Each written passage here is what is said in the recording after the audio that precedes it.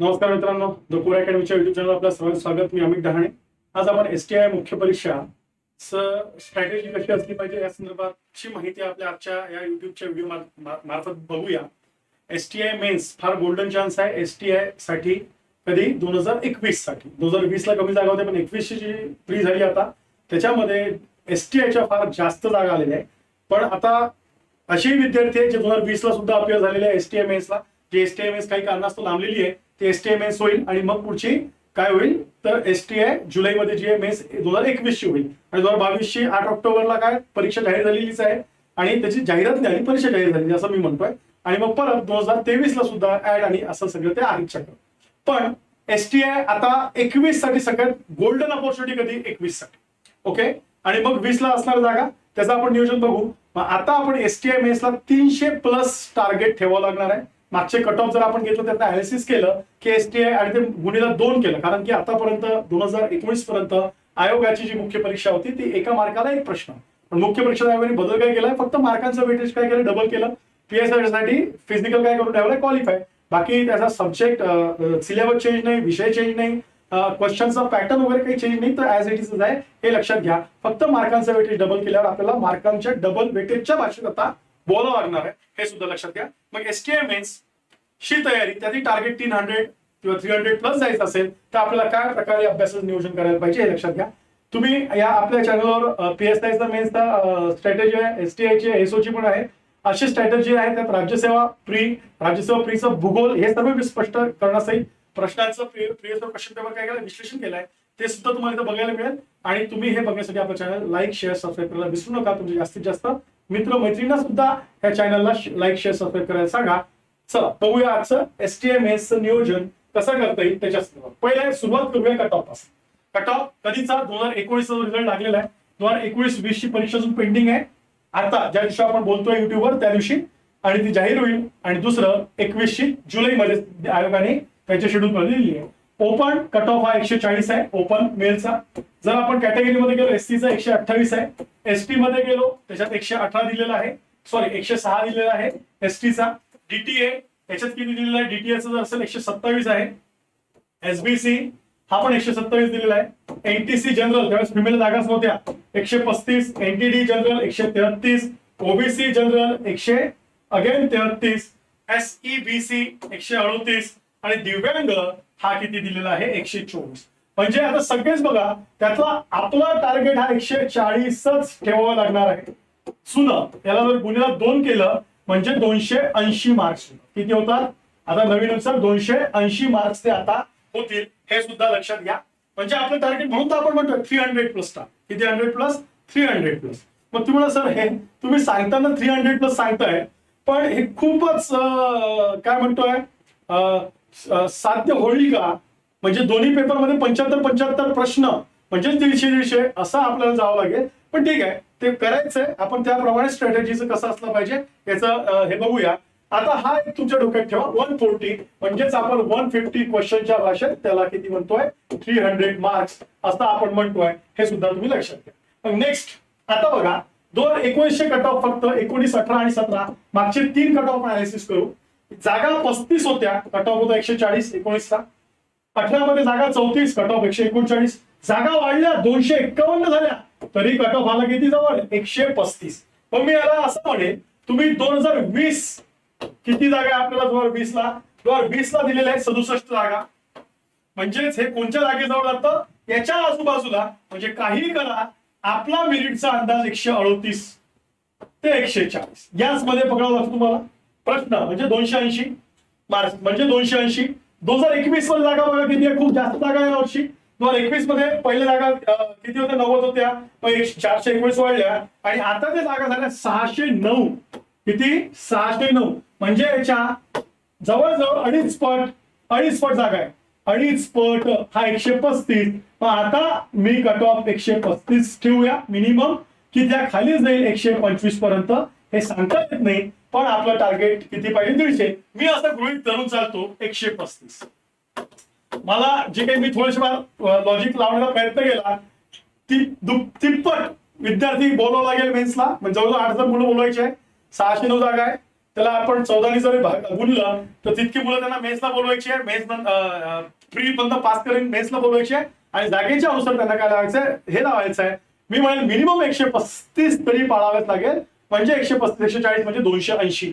म्हणजे काही केलं तरी तुम्हाला 2020च्या ऍडवाल्यांना तर 280च आणि 2021च्या ऍडवाल्यांना सुद्धा 280च मिनिमम टार्गेट ठेवावं लागेल. मी टार्गेट म्हणतोय, तुम्ही 250 पर्यंत खाली येईल का, 260 पर्यंत, 270, मग असं काय नाही. आपण टार्गेट ठेवू असं नाही होतं. अभ्यास करताना मी टार्गेट 280 ठेवलं होतं म्हणून मला 270 मिनिट लागला. जर मी 270 ठेवलं असं मला 270 पडले असते. सरांनी 280 सांगितलं, मी 80 ठेवलं, मला मार्क कमी पडले. असं होणार नाहीये.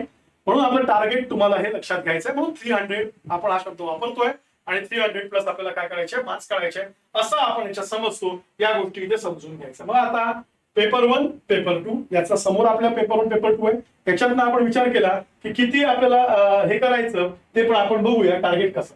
मी जो PSIचा मेन्सचा केला होता त्यात पण ही स्लाइड दाखवली होती सेम. इथे एकदा फक्त रिपीट करतो.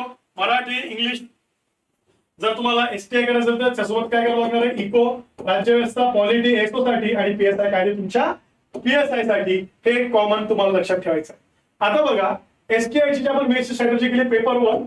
अगेन आपल्याला पेपर 1 मध्ये मराठी, इंग्लिश, ITS सेवा आम्ही काय चालू घडामोडी आणि इन्फॉर्मेशन टेक्नॉलॉजी, त्याला आपण काय म्हणतो कम्प्युटर. 5 प्रश्न, 10 प्रश्न, 5 प्रश्न, 30 प्रश्न आणि इथे 50 प्रश्न.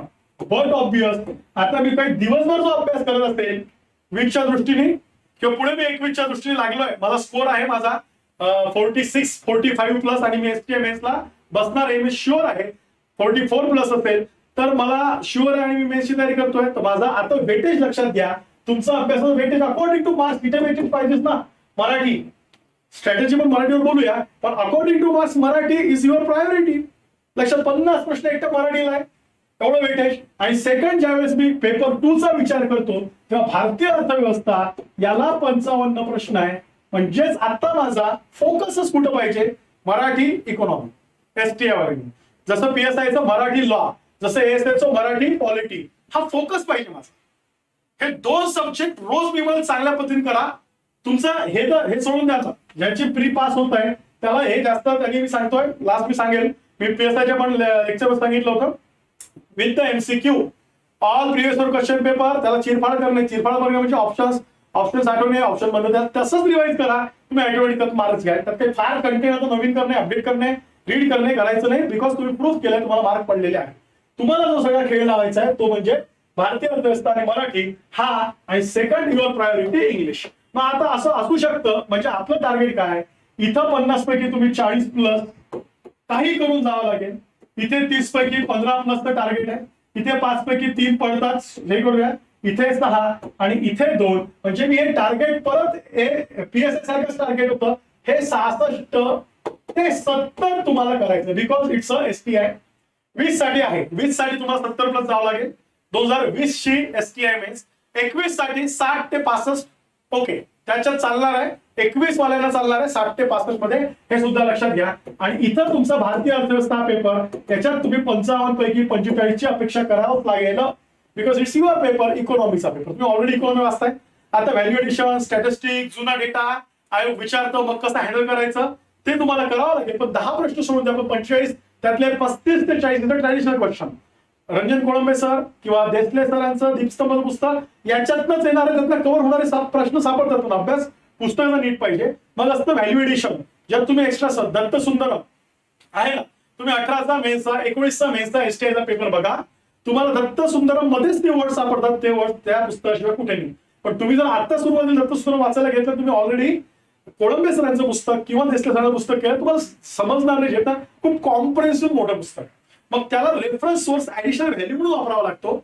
अॅनालिटिकल प्रश्न, अॅनालिटिकल असे प्रश्न त्यातनं आयोग उचलतं. मग ती एक नजर समज थोडी, दॅट इज युअर व्हॅल्युएशन. पण कधी जेव्हा तुम्ही सांगू शकाल या 55 पैकी 35 प्रश्न माझे बरोबर येणार, बिकॉज ते कुठनं पडणार, रंजन कोळंबे सर किंवा देसले सरांच्या पुस्तकात किंवा तुमचं इकॉनॉमिक्सचे सोर्स आहे त्याच्यातनं. मग त्याच्या पुढचा जो टप्पा असतो हे लक्षात घ्यायचं. ओके. आणि इथं तुम्हाला इथे 45 प्रश्न आहे बरं. बुद्धिमत्ता अंकगणित 15, हे 10, हे 10, हे 10. त्याच्यातनं तुम्हाला एकूण 45 पैकी काही करून 30 ते 35 स्कोर करायचा हे लक्षात.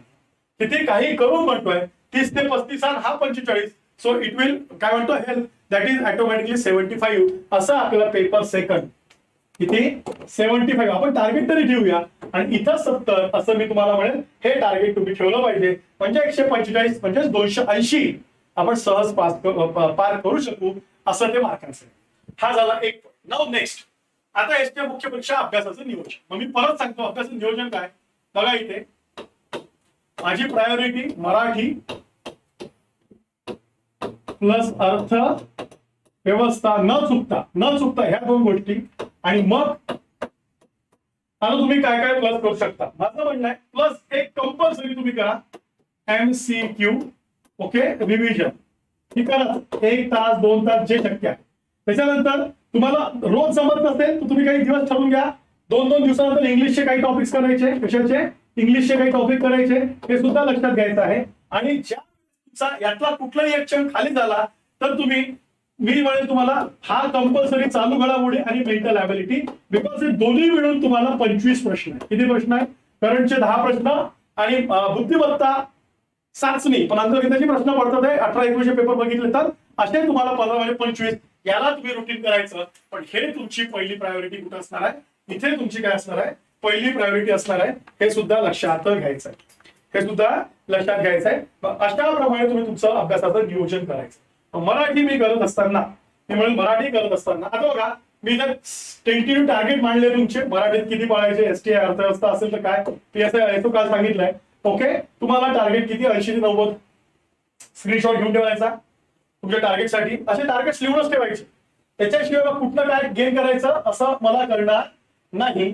सेम मराठी बरोबर सामान्य ज्ञान चालू घडामोडी याचे पण टार्गेट दिलेले आहे 100 ते 200 आता किती आहे गुण 200 झाले 125 म्हणजे 64 प्रश्न तुम्ही 125 मार्कापर्यंत पोहोचू शकाल. Same objective of marks again अर्थव्यवस्था याच्यात 55 असं तुम्हाला बघावं लागेल. आणि समान विषय जे बुद्धिमत्ता चाचणी महाराष्ट्र इतिहास महाराष्ट्र भूगोल राज्यघटना नियोजन हे तुम्ही ऑलरेडी प्री मध्ये खूप केलंय तुम्ही याच्यावर प्री पास झालेला आहे. हे तुम्हाला नवीन काही करायचं नाही हे सुद्धा इथं लक्षात घ्यायचं. नेक्स्ट मी आता महत्वाचं म्हणेल की पेपरवर मला एसटीआय हा किमान स्कोर पकडावाच लागेल. मी जरी 75 लिहिलाय किमान 2021 ला थोडा कमी आला तरी चालणार आहे. पेपर 2 ला सोडायचं नाही कारण की तुम्ही ऑलरेडी इकॉनॉमी वर्ष 2 वर्षापासून अभ्यास करत असता. फ्रीचा अभ्यास करत असताना सुद्धा आपण इकॉनॉमीचा अभ्यास करत असतो. भूगोल इतिहास राज्यघटना आपण वर्षभरच अभ्यास करतो म्हणजे पेपर 2 तुम्ही वर्षभर नवीन काहीच नाही. पेपर 2 मध्ये तुम्हाला पेपर 2 सगळं तुम्ही ऑलरेडी प्री आणि यासाठी वापरतात आहे. त्याच्यामुळे इथं तुमचा आता एसटीआय करताना स्कोर जास्त अपेक्षित आहे हे सुद्धा लक्षात घ्या. इथं मराठी असेल इंग्लिश असेल मग आता किती पुस्तके वाचावी लागेल मी त्यात पण सांगितलं PSI मध्ये. मग मी म्हणेल मराठीसाठी तुम्ही एकच पुस्तक नीट करा ते मोरा वाणिंबे सरांचं असेल किंवा बाळासाहेब शिंदे सरांचं असेल काय असेल इंग्लिशचं एक पुस्तक म्हणजे झाले 2 पुस्तकं. ओके मी म्हणेल तुमचं RTI त्याच्यानंतर ते संगणक याचे रेडीमेड नोट्स मार्केटमध्ये नोट्स शॉर्ट नोट्स मिळतात त्यातनंच ते करायचं. मी तर RTI सध्या आपल्याच युट्यूबच्या माध्यमातून आपल्या प्लॅटफॉर्मवर मी सर्व RTI तुम्हाला कव्हर करून देतो 3 प्रश्न आणि तेव्हा आम्ही कायदाही मी कव्हर करून देतो. मी तिचं वाचन चालू केलेलं आहे आणि त्याच्या शॉर्ट नोट्स PDF मी ऑलरेडी RTIच्या टाकल्या होत्या पण ते इंग्लिश मध्ये टाकल्या होत्या बिकॉज ते टेक्निकल बॅचेस होत्या त्याच्या रिक्वायरमेंट होत्या म्हणून. पण आता मी त्या मराठीतनं करून तुम्हाला देतो हे सुद्धा लक्षात घ्या. तुम्ही RTI आपल्या जिथनं कलेक्ट करा. मग इथं झाले 2.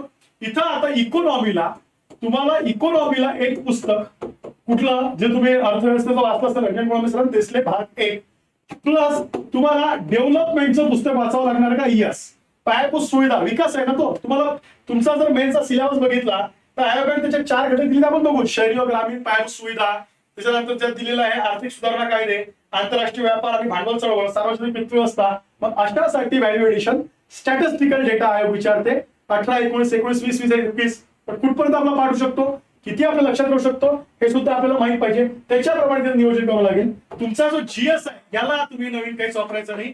याला फक्त तुम्ही आधी वाचलेला अंडरलाईन केलेलं रिवाइज करायचं आहे दुसरं काही करू नका. आणि बुद्धिमत्ता तुम्ही ऑलरेडी प्री मध्ये केलेलं आहे तेच तुम्हाला रिपीट करायचं आहे हे सुद्धा इथे लक्षात घ्यायचं. मग मी तुम्हाला परत सांगेल त्या 16 धडे मी आता त्या याच्यात पण सांगितलं होतं PSIच्या 16 धडे आहे.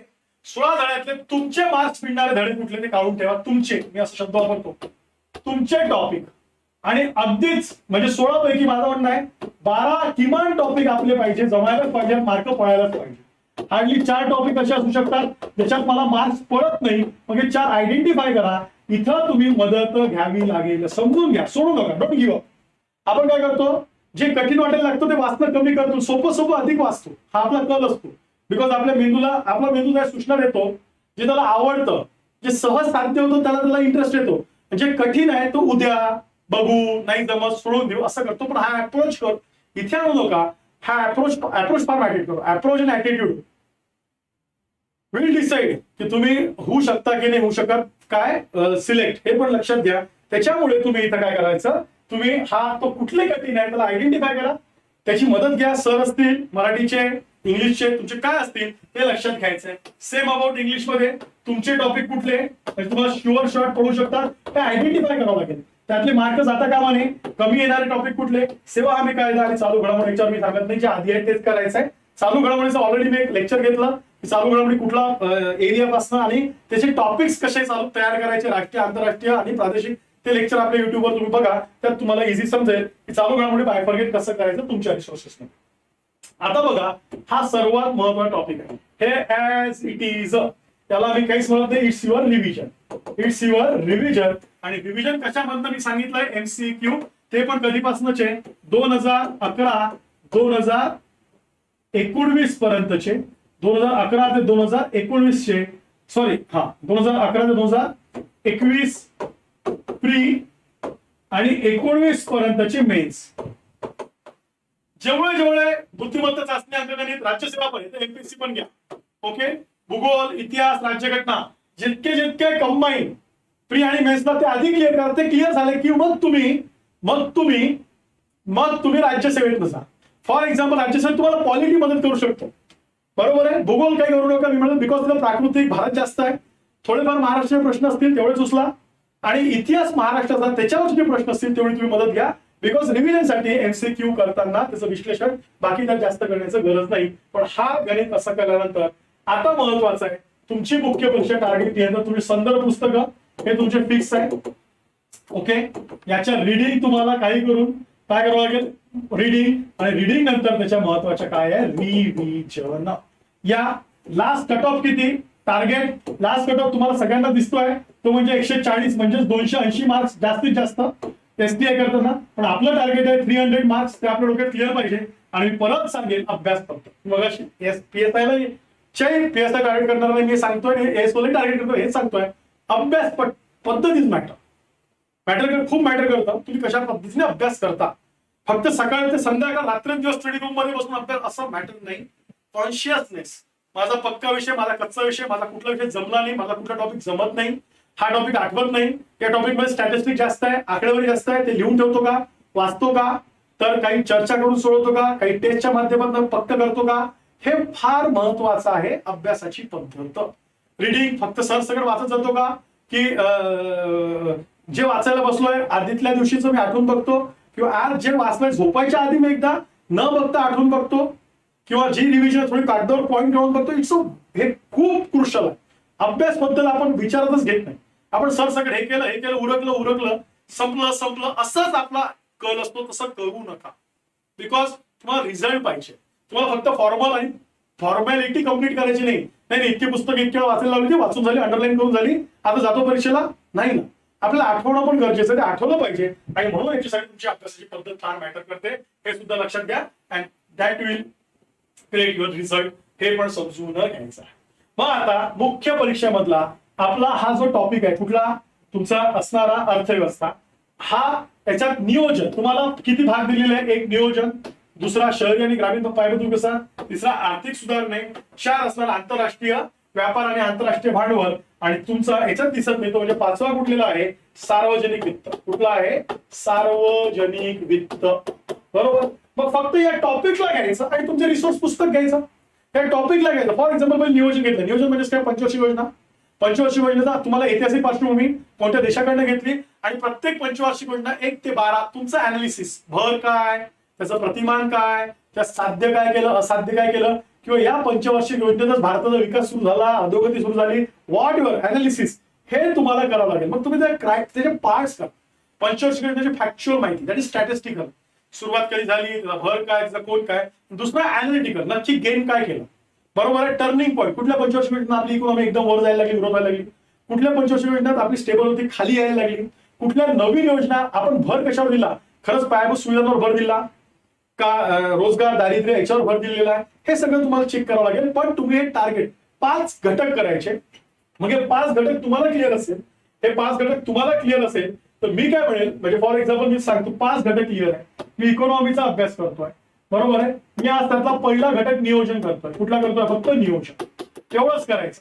नियोजन आज नाही पण 3 दिवस करा. किती दिवस करा, 3 दिवस. म्हणजे आयोगाने मेन्शन केलं, प्रचंड मोठे पॉईंट आयोगाने दिले. नियोजन, प्रक्रिया, मी तर सिलेबस माझ्या समोर आहे. प्रक्रिया, प्रकार, भारताच्या पहिल्या 10व्या पंचवार्षिक आढावा, मूल्यांकन, सामाजिक आर्थिक विकासाचे निर्देशित फलक, एक एक पॉइंट्स मध्ये तो रिलेट करायचा, एक एक पॉइंट्स. आणि मग अभ्यास करताना त्या पॉइंट्सवरच्या आतापर्यंत काही प्रश्न पडले का, या पॉइंट्सवर आयोगाचे काही प्रश्न पडले का. फॉर एक्झाम्पल प्रक्रिया, ही प्रक्रिया कशी राबली, मग त्यासाठी कोण कोण होतं, तुमचं नियोजन मंडळ होतं, राष्ट्रीय development council, national development council होती, रशियाकडनं घेतलं भर, ती झाली प्रक्रिया. प्रकार काय होते आपले नियोजनाचे, वेगवेगळे प्रकार आपण घेतले. नंतर भारतीय पहिले 10 ते 25 वर्षाचा आढावा घेतला. त्यानंतर सामाजिक आणि आर्थिक निर्देशक फलक, त्याला ह्युमन डेव्हलपमेंट इंडेक्स, ते कुठे आले, काय आले, हे सगळं तुम्ही याच्यात काय करायचं आहे, वर्ड टू कॉन्शियसली. म्हणून मी अभ्यास पद्धत, फक्त जाऊन सर सगळं वाचून आलो तसं मला करायचं नाहीये, वाचून आलो असं मला करायचं नाहीये. लक्षात घ्या, अभ्यासाची पद्धत मॅटर, आणि ती कॉन्शियसली तुम्ही स्वतः जितके कॉन्शियस करा, स्वतःशी संवाद साधाल. अच्छा केलं, नाही झालं, नाही समजलं, वाचलं, पक्क झालं, आता हे समजलं नाही, कोणाला तरी विचारावं लागेल. तुम्हाला लॅक्युरस सापडतील, तुम्ही ते काय कराल, कोणाला तरी विचाराल. पण तुम्ही राहील मी वाचलोय, मी चाललोय, तसं करू नका. म्हणून मी अभ्यास पद्धत ही मॅटर करते. एक एक असतं इकॉनॉमीवर तुम्ही भर द्यायचंय. आणि सुरुवातीलाच मी सांगितलंय तुमचं नियोजन, इकॉनॉमी, मराठी हे स्ट्रॉंग पाहिजे. हे जस्ट मी मुद्दावर लिहिलं, त्याचा सगळा भर MCQ. ओके, त्याच्या आधारेच हे सोडवायचं आहे, त्याच्या आधारेच हे सोडवायचं आहे. प्री मेन्स जेव्हा झाल्या कंबाईनच्या, आणि मग कुणी विद्यार्थी विचारतात सर हे करायचं का, तर मी तुम्हाला सांगेल कंबाईन जर तुम्हाला सिलेक्टिव्ह MPSC मधनं घ्या. फॉर एक्झाम्पल मी STA वाल्यांना सांगेल, म्हणजे सॉरी इकॉनॉमी वाल्यांना सांगेल काय करायचं. इकॉनॉमीच्या विद्यार्थ्यांनी म्हणजे ज्यांचा आता STA टार्गेट आहे, त्यांनी MPSC पेपर GS चा 4 मधलं इकॉनॉमी हे प्रश्न सॉल्व्ह करायला घ्यायचे. बिकॉज काही प्रश्नांचं रिपीटेशन काय होतं, रिपीटेशन होतं, हे सुद्धा लक्षात घ्या. त्याच्यामुळे तिथे तुम्ही ऍडिशनल ते प्रश्न उचला. फॉर एक्झाम्पल ते लोकसंख्या धोरण 2000 पॉलिसी, हे राज्यसेवा प्रीला पडलाय, STA मेन्सला पडलाय, राज्यसेवा मेन्सला सुद्धा पडलाय आता झालेल्या 20 मधल्याच. तो रिपीटच करतो कारण त्यानंतर पॉलिसी झाली नाही पॉप्युलेशनची, आपली लोकसंख्या धोरणाची, नंतर ते अपडेटच नाही. मग त्याचे target, long term target, short term target, medium term, असे टार्गेट्स कायम ते प्रश्न रिपीट होतात. तुमच्या दारिद्र्याच्या योजना त्या सुरुवातीला सगळीकडे विचारून झाल्या, आणि त्या पायाभूत सुविधाच्या योजना सगळीकडेच विचारून झालेल्या आहे. ह्युमन डेव्हलपमेंट इंडेक्स सुरुवात काय, आता काय, लेटेस्ट डेटा माहित पाहिजे. पण फार कॉमन असं असतं या 3 परीक्षांमध्ये फिरतं, ते सुद्धा तुम्हाला टार्गेट करता आलं पाहिजे. त्यांनी तुमचं व्हॅल्यू ऍडिशन होईल, हे सुद्धा लक्षात घ्यायचं. अशा प्रकारे तुम्ही मार्कांचं नियोजन करणं गरजेचं आहे, तुम्ही तुमच्या अभ्यासाचं नियोजन करणं गरजेचं आहे. अभ्यासाचा जो काही वेळ असते त्यात मी म्हणेल तुम्ही 30% Marathi, 30% economy, and rest is the 40% your again GS plus mental ability and current, असं तुम्ही केलं तरी चालणार आहे. म्हणजे मी तुम्हाला ते असं म्हणेल की तुम्ही फॉर एक्झाम्पल हा टॉपिकला जास्त आहे, एकूण जर अभ्यास कर दिवसाचा 30% प्लस अर्थव्यवस्था तुमचा देर इज अ 30%, आणि 40% हा जो आहे हा GS plus current plus mental ability, असं तुम्ही नियोजन करू शकता. ओके, तर MCQ सुद्धा आलं, असं तुम्ही नियोजन केलं तर यातनं तुम्हाला 100% तुम्ही काय करू शकता, एक चांगलं टार्गेट STIचं अचीव्ह करू शकता. म्हणून मी सुरुवातीला तुम्हाला तुमचे टार्गेट्स किंवा अनालिसिस कट ऑफचे काय आहे, हे कट ऑफचे अनालिसिस अभ्यासणं फार गरजेचं आहे, हे सुद्धा लक्षात घ्या. या कट ऑफच्या अनालिसिसद्वारे आपण या गोष्टी सहज साध्य करू शकतो. Is it clear? मी अपेक्षा करतो तुम्हाला STIचा अभ्यास मेन्सचा कसा करायचा, तुमची स्ट्रॅटेजी काय पाहिजे ही लक्षात आली असेल. PSIची पण आपण केली आहे, आणि एसओचा सुद्धा आपला आहे. आपापल्या टार्गेट्स अनुसार किंवा सगळ्यांचेच कॉमन टार्गेट्स 3 असतात, तिन्हीमध्ये बऱ्याच गोष्टी सेम आहे. फक्त मग सेकंड पेपरमध्ये थोडी स्ट्रॅटेजी आपण चेंज करतो, तेवढी तुम्ही बघत राहा आपलं चॅनल, आणि लाईक शेअर सबस्क्राईब करायला विसरू नका. तुम्हाला लेक्चर्सचा कंटेंट कसा वाटतो हे तुम्ही कमेंट्समध्ये सांगू शकता. तुमचे काही सजेशन असतील, कंटेंट काही पाहिजे असेल, डिमांड असतील, हा कंटेंट घ्या, हे कव्हर करून द्या, तो पण 100% प्रयत्न करू. फक्त तुम्ही त्या सुचवा. आणि तुम्हाला काही अडचणी आल्या तर आपले याच्यात आपला नंबर इथे दिसलेला आहे. आपलं युट्यूब चॅनल, आपलं टेलिग्राम चॅनल, फेसबुक चॅनल तुम्ही सबस्क्राईब केलं. Is it clear? थांबूया. Thank you so much.